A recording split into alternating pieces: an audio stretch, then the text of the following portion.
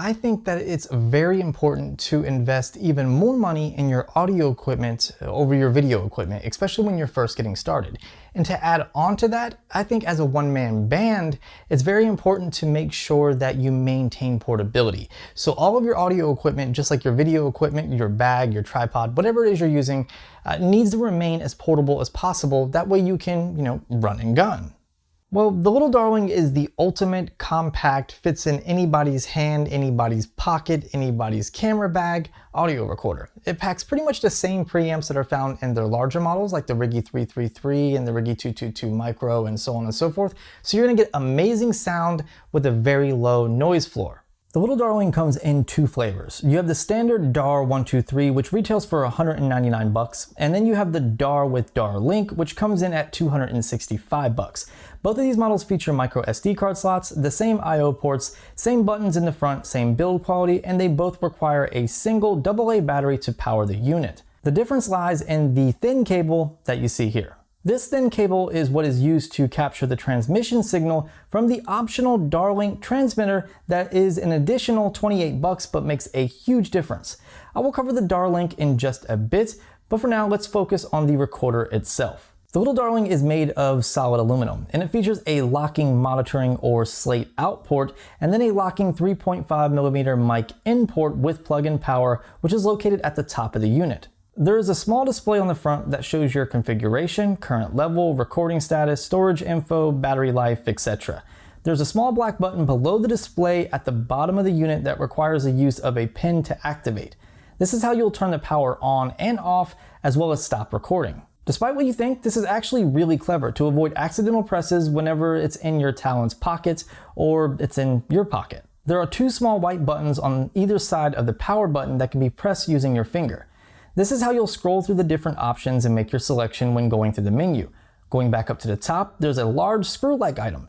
Twisting this will unlock the small back compartment that exposes where the single AA battery rests, as well as the micro SD card slot.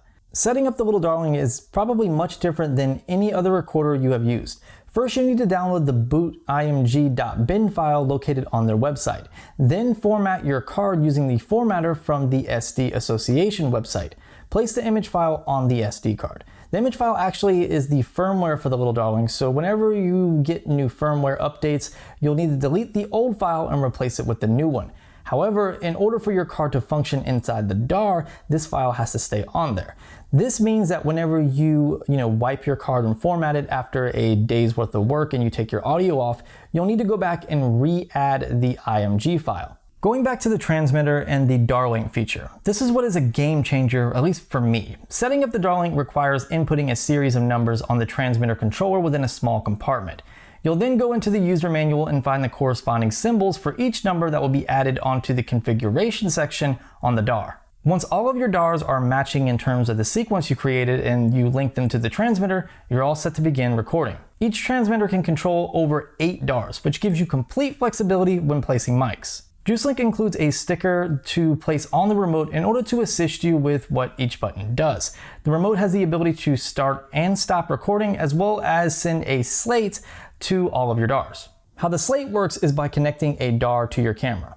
You'll start recording on your camera and on all of the mics using the remote. Then send a slate. A slate is a loud beep or sound that will get pushed to all the recorders, including the audio on your camera. This sound will make matching your audio in post a breeze. I've been using it with my Red for a little while now, and it makes a huge difference in terms of saving time and increasing sound quality since you're not relying on the camera's preamps. Finally, let's talk about my overall thoughts and experience with the JuicedLink Little Darling.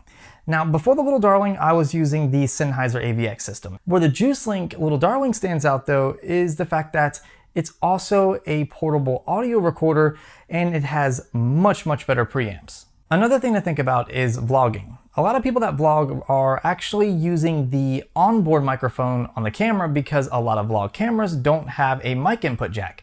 Take the RX100 for example. Well, that pretty much makes the AVX system useless because you can't plug it into the camera. But the JuicedLink Little Darling can actually still record your audio, bring it into post, and then match it up using a standard clap and that's it. So to give you guys an example of what the preamps on this thing sound like, well, the entire video is recorded with it.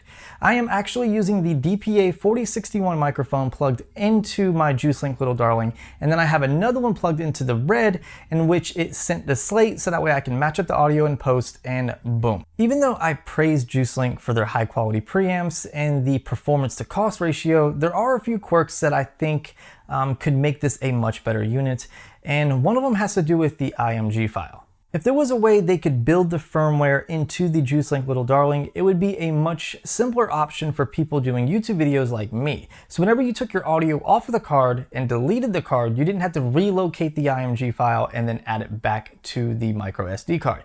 I mean, granted, if you're connected to the internet, it's not a big deal. But if you're out in the field and you need to dump all of your audio files and you don't have the IMG file, it's not going to work. But of course, there are workarounds like keeping multiple micro SD cards available that have the firmware and IMG file on them, or just making sure that you don't delete the file off your computer. And not a big deal, but something that could definitely improve and make the process of offloading your media a bit simpler. Secondly, since we're talking about the micro SD card, there's actually a little flap that covers the slot that keeps like dust and dirt and, you know, cuts back on moisture getting into the internals of the unit, and it's not very durable. Mine actually broke off in a couple of uses, so if they could somehow incorporate like a rubberized stopper, one that's more durable and it's going to give you a bit more protection, it would definitely be an improvement. But other than those few minor things, there's nothing else I can think of wrong with the JuicedLink little darling. I mean, is it perfect? No. But what is? For the price point, you can't beat it. It's a great alternative to the Sennheiser AVX system for people that are on more of a budget, or if you just want better preamps, or if you're a vlogger and you don't have that mic jack. The JuicedLink little darling has saved me many of times, whether I'm shooting on the red and don't have a mic input jack, or I'm just doing a voiceover in the hotel. It has done its job and it has done it phenomenal, and I can recommend this product to anybody. I hope you guys enjoyed the video. If you did, drop that big thumbs up button, subscribe so you don't miss future content like this, follow me on all my social media platforms, and of course I will talk to you guys in the next one. Be easy.